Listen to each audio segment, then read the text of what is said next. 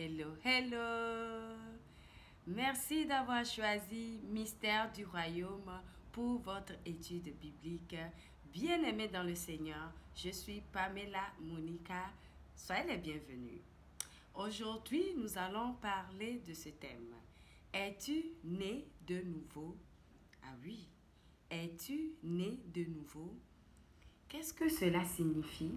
Comment peut-on naître de nouveau lorsqu'on est déjà adulte? C'est de ça que nous allons parler. Nous commençons.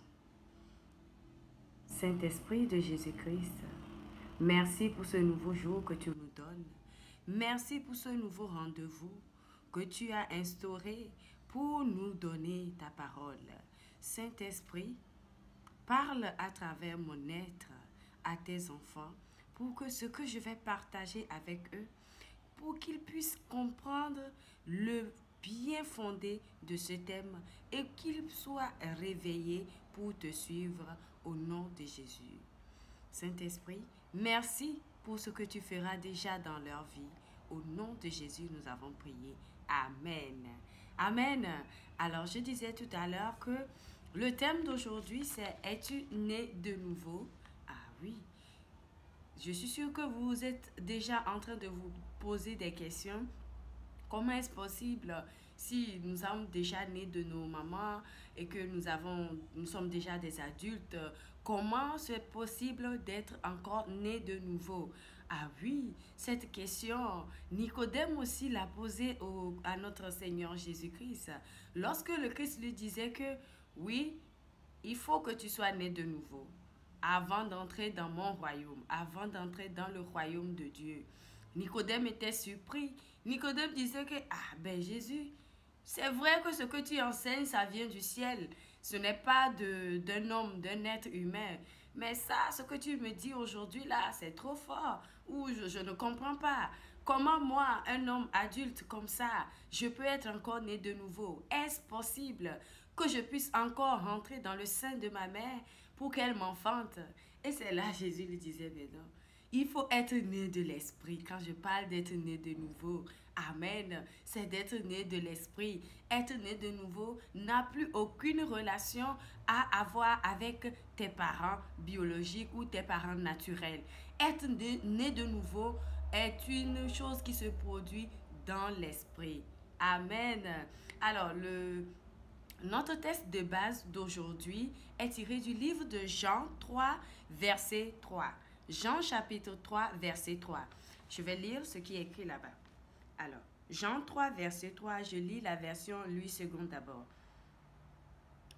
Jésus lui répondit, « En vérité, je te le dis, si un homme ne naît de nouveau, il ne peut voir le royaume de Dieu. » En vérité, je te le dis, si un homme ne naît de nouveau, il ne peut voir le royaume de Dieu. Amen. Je vais lire la version Martin Bible.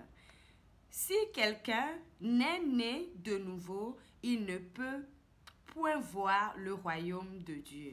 Alors, il y a une petite distinction qu'on doit faire tout de suite là. Veuillez souligner ou surligner, ça dépend de quel instrument vous avez, le royaume de Dieu, expression royaume de Dieu. Alors, royaume de Dieu, c'est là où se trouve le trône de Dieu, c'est là où Dieu réside avec ses anges. C'est là, c'est comme, comment dire, la présidence de Dieu, le pays de Dieu, ou là où Dieu a ses autres fonctions, ou comment dire, ses bureaux. Dieu a ses différents bureaux. Voilà, c'est le royaume de Dieu. Maintenant, le royaume des cieux, c'est ici, sur terre. C'est les congrégations, là où nous, les autres enfants de Dieu, nous nous réunissons pour étudier la parole de Dieu, pour parler du Seigneur. C'est là-bas le royaume des cieux. Amen. Donc, faisons bien cette distinction-là. Le royaume de Dieu, c'est là où se trouve le trône de Dieu. Et le royaume des cieux, c'est là où se réunit la congrégation du Christ. Amen. Alors, né de nouveau, être né de nouveau, c'est notre thème. Ici, nous allons distinguer deux types de naissance. Il y a la naissance physique que tout le monde connaît, qui est issue de la fécondation du sperme ou des spermatozoïdes avec des ovules, avec l'ovule, et qui pour produire un être lambda, qui deviendra plutôt à toi et moi. Et la naissance spirituelle. Cette naissance n'a rien à voir avec nos parents, avec une fécondation physique, non. Cette naissance, c'est de là qu'est tirée l'expression né de nouveau, c'est-à-dire tu es déjà né, mais tu es encore né. Tu es encore né d'esprit. Et cette naissance est plus rattachée au Christ. Cette naissance est faite comme le Christ lui-même est né. Amen. Le Christ, il n'est pas né de la fécondation d'un homme et d'une femme, non, comme nous tous. Non, non, non. Le Christ est né de façon spirituelle. Nous pouvons voir cela dans le livre de Luc 1, versets 26 à 38. Luc 1, 26 à 38. Alors, tant que tu es vivant sur cette terre, tu as la possibilité, l'occasion et l'opportunité d'être né de nouveau. Je répète, tant que tu es encore vivant sur cette terre avant que le Christ n'arrive, tu as encore la possibilité, l'occasion et l'opportunité d'être né de nouveau. C'est le résultat de ton choix. Pour être né de nouveau, c'est toi qui fais cette décision. C'est toi qui prends le choix de dire que non, je ne veux plus mon ancienne vie. Au vu de tout ce que j'écoute, je veux prendre le pas. Être né de nouveau, c'est notre premier pas de foi. C'est le premier pas de foi que tout individu fait. Parce que ce n'est pas quelque chose que tu as déjà vu, non. Tu n'as pas vu cela, mais tu crois en toi que oui, le Seigneur Jésus-Christ, je veux lui laisser la vie qu'il m'a donnée. Je veux qu'il soit l'auteur de ma vie. Je veux qu'il soit celui-là qui dirige ma vie. Et je crois que oui, il est venu sur cette terre. Il est mort pour moi. Et je crois qu'il est ressuscité des morts et qu'il me donne la vie éternelle. C'est tout. Quand tu fais cette confession, c'est ton premier pas de foi. Tu es en train d'être né de nouveau. Ou tu es déjà né de nouveau. Parce que ce n'est pas que tu vas faire ça, après tu serais né de nouveau. Non, c'est le pas. Comment être né de nouveau? Ou quelqu'un va dire, si c'est le cas, comment moi ici, avec tout ce que j'ai pu faire dans ma vie, avec tout ceci, tout cela, comment est-ce possible qu'il faudrait simplement que je me mette à confesser que oui, le Seigneur Jésus-Christ est mon Seigneur et Sauveur personnel et qu'il est mort, il est ressuscité et je crois en tout cela et du coup, je suis né de nouveau. Comment est-ce possible? C'est ça la bonne nouvelle du Christ. La bonne nouvelle que le Christ apporte, c'est ça. Sa bonne nouvelle, c'est que les choses sont tellement simples que des fois, nous, humains, on voit que non, c'est impossible. Mais c'est ça, le Christ nous surprend. Il nous surprend par sa simplicité. Il nous surprend parce que des fois, on est habitué à se dire que pour être ceci, ça dépendra de moi-même, mes efforts. Mais non, le Christ a rendu les choses accessibles à tout le monde. Pour être né de nouveau, il n'a pas choisi une race particulière. Il n'a pas choisi un peuple particulier. Il n'a pas dit qu'il y aura que certaines personnes. Il a laissé sa miséricorde, sa grâce à tout le monde. À tout le monde. Tu as accès à cela aujourd'hui. Lorsque tu es en train de regarder cette vidéo, c'est aujourd'hui que tu dois prendre ta décision de foi au nom de Jésus. Comment être né de nouveau? Pour être né de nouveau, il suffit de confesser. Déclare ta vie. Déclare ta vie qu'elle appartient au Christ et que tu acceptes au fond de toi que le Christ Seigneur Jésus-Christ là, qu'il est ton seul Seigneur et qu'il est ton seul Sauveur et que tu crois vivement qu'il est mort, il est ressuscité des morts pour toi et il te donne la vie éternelle. Quand tu déclares cela, automatiquement, tu as le salut. automatiquement, tu es né de nouveau. Tu as déjà fait le pas de ta naissance nouvelle en Christ. Et qu'est-ce qui se passe quand tu fais cette déclaration? Tous tes péchés, toutes tes transgressions, tout ce que tu as pu faire avant de faire cette déclaration avec le Christ, tout cela, le Christ, son sang qu'il a versé là, il efface cela. Tu deviens un être nouveau. Mhm. Tu deviens un nouveau-né. C'est de ça qu'il s'agit. Tu deviens un nouveau-né, pas physiquement. Tu ne peux pas voir comment tu es un nouveau-né petit, comme un bébé normal. Mais tu es un nouveau-né en Christ. Parce que tu as confessé en lui. Tu crois maintenant en lui. Toi avant n'existe plus. Toi avant n'existe plus. Tu es une nouvelle personne en Christ. C'est tellement merveilleux, bien-aimé, que le Seigneur donne cette opportunité-là à tout le monde et à tout moment, avant qu'il ne soit tard. Quand je dis qu'il ne soit tard, soit lorsque le Christ viendra nous ramener à la maison, ou soit lorsque la mort frappera à ta porte. Ce sont les deux choses-là qui constituent il soit tard. Amen. Alors, ce qui est encore merveilleux, c'est que le Christ même, il prend le devant des choses dans ta vie désormais. Désormais, il habite en toi. Quand tu fais cette confession, il vient, il te donne son esprit. Il te donne son esprit pour que désormais, avec son esprit, tu puisses accomplir des grandes choses que lui, il a pu faire sur cette terre. Amen. Il t'appartient, tu lui appartiens, tu vis.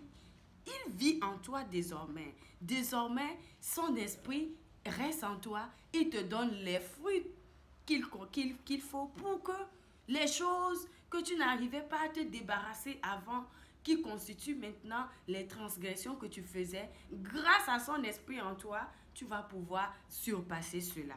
Alors, regardons comment être né de nouveau est si merveilleux. Qu'est-ce qui s'est produit lorsque le Christ était à Golgotha? Il y avait deux bandits là-bas. Vous pouvez voir cela dans Luc 23, de versets 32 à 43. Il y avait deux bandits. Mais il y avait un bandit à gauche, lui, il continuait pas à insulter le Christ. Il disait, ouais, si tu es le vrai Dieu, sauve-toi. Sauve-toi toi-même et tu vas nous sauver aussi avec toi. Et l'autre bandit disait que non, mon frère, tais-toi. Nous sommes coupables de ce que nous avons fait. Nous sommes en train de le payer. Mais celui-là, il n'a rien fait. Et immédiatement, le second bandit qui est à droite, il a confessé, il a dit, oh Seigneur. Il a appelé Seigneur. Comment il va appeler quelqu'un Seigneur s'il ne croit pas en lui? Il a appelé Seigneur. Il lui a dit que souviens-toi de moi lorsque tu iras dans ton royaume. Parce que quoi? Il croit vraiment que le Christ va ressusciter. Que le Christ va ressusciter. Et il a compris finalement que c'est simplement par lui que lui aussi peut avoir la vie éternelle. Et qu'est-ce que le Christ a dit? Le Christ a dit que aujourd'hui même là, tu serais avec moi dans mon royaume. Amen. Ça rejoint parfaitement notre thème d'aujourd'hui. Le Seigneur nous dit que si on n'est pas né de nouveau, là, on ne peut pas rester dans son royaume. On ne peut pas voir ce royaume. C'est lui la clé qui ouvre le royaume de Dieu. Amen. Donc, nous avons le salut, la vie éternelle à travers le Christ. Hébreux 9, 12 nous dit aussi comment le Christ nous donne le salut. Alors, qu'est-ce qui constitue notre symbole de la renaissance en Christ? Ce qui constitue notre symbole de la renaissance en Christ, après avoir confessé et déclaré de notre bouche et de notre cœur, de notre âme, que nous croyons en Christ, le second pas ou les pas qui suivent constituent notre baptême par immersion. Je répète, le baptême par immersion. Ne confondons pas les autres types de baptême que nous voyons où on prend une petite assiette ou je ne sais quoi, on te met un peu d'eau ici comme ça. Non, ce n'est pas de ça qu'il s'agit. Parce que le mot baptême vient du mot grec baptizo. B-A-P-T-I-Z-O. C'est le mot grec là. Et cela signifie plonger, immerger. Et d'ailleurs, lorsque nous lisons les Écritures, quand le Christ était arrivé, c'est comme ça il a été baptisé. Il a fait le pas là pour que quiconque le suit puisse respecter cela et le faire. Donc, après que tu aies fini de faire ta confession en Christ, que tu crois vraiment en lui, et que tu crois qu'il est mort et ressuscité, tu crois qu'il est l'auteur de ta vie, qu'il est le Seigneur et le sauveur personnel de ta vie, le pas suivant, c'est de te faire baptiser par immersion d'eau. Alors, les symboles de cela nous viennent, on peut voir le livre de Jean 19, verset 34, et on peut voir aussi 1 Jean 5, verset 6 à 8. D'où nous vient cette confirmation-là. Lorsque le Christ était toujours à Golgotha, après la crucifixion, il y avait un des soldats qui est venu percer sa côte droite. Et de l'eau et du sang étaient sortis. Ce n'était pas seulement l'eau simple, ce n'était pas seulement le sang seul, c'était l'eau et le sang. L'eau là, c'est pour notre baptême. L'eau là, c'est pour symboliser notre baptême lorsque nous venons en Christ. Il nous démontre encore que nous devons venir à travers l'eau. Et le sang là, c'est le sang qui symbolise le sang qu'il a versé pour nos transgressions. Le sang qui efface tout ce que nous avions pu faire, tout ce que l'adversaire brandit comme faute sur nous, et que lui, il a pris le devant pour effacer cela avec le prix à la croix. Donc, c'est de ça il s'agit. C'est de ce sang-là que nous voyons qu'il s'agit. Maintenant, il y a aussi une troisième chose que nous ne voyons pas. C'est le baptême de l'Esprit Saint. Le baptême de l'Esprit Saint arrive, ça dépend de tout chacun, tout individu. Il y a d'autres personnes, le même jour, ils sont en train de se faire baptiser par immersion et tout. L'Esprit de Dieu se manifeste en eux et ils parlent en langue, ils prophétisent, etc., etc. Il y en a d'autres, c'est après le baptême par immersion que l'Esprit Saint les baptise, etc., etc. Donc, pour que quelqu'un soit né de nouveau, pour que ce soit complet, après avoir confessé de la bouche et tout, l'étape suivante, c'est de passer au baptême par immersion d'eau. Et après cela, viendra, pendant cela, baptême d'immersion d'eau et le baptême de l'Esprit Saint. Donc, le baptême de l'Esprit Saint, c'est ça qui multipliera nos fruits en nous. C'est ça qui nous aide vraiment à affronter ce monde. Et c'est ça qui nous rend vraiment aussi nés de Dieu, qui est Dieu, que nous savons que Dieu est esprit. Alors, bien-aimés dans le Seigneur, le sang que Jésus a versé a pris vraiment nos péchés. Et le sang qui a pris nos péchés nous a nettoyés. On peut voir cela dans Éphésiens 1, verset 7. Alors, mes frères et sœurs, toi qui viens regarder cette vidéo, examine-toi. Si tu n'es pas encore né de nouveau, ne perds pas le temps, parce que le temps ne t'appartient pas. Tu ne sais pas ce qui se produira d'ici à demain. Le Seigneur est déjà en train de frapper à ta porte à travers ma voix pour te dire que prends la bonne décision aujourd'hui. Aujourd'hui, parce que demain serait peut-être trop tard pour toi. Prends la bonne décision aujourd'hui. La décision de remettre ta vie, de remettre ton âme au Christ. C'est tellement facile. Ce n'est pas quelque chose de compliqué. Qu'il faut remettre sa vie dans les mains de son Créateur et de le confesser pour que lui, il prenne le devant désormais pour toi. Désormais, toutes les choses, les transgressions là, sont noyées dans lui, son sang. Et tu es devenu une nouvelle créature. Et tu es devenu un bébé en Christ. Ainsi, lui, le Christ, il se chargera. Comme on a un nouveau-né, il faut l'allaiter. Le Christ va t'allaiter avec sa parole. Il va t'allaiter avec sa parole jusqu'à ce que tu deviendras adulte en Christ.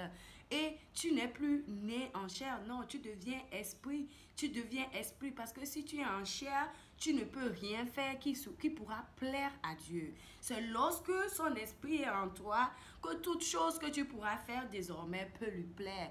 Parce que son esprit est en toi, son esprit va te guider à faire les bonnes choses.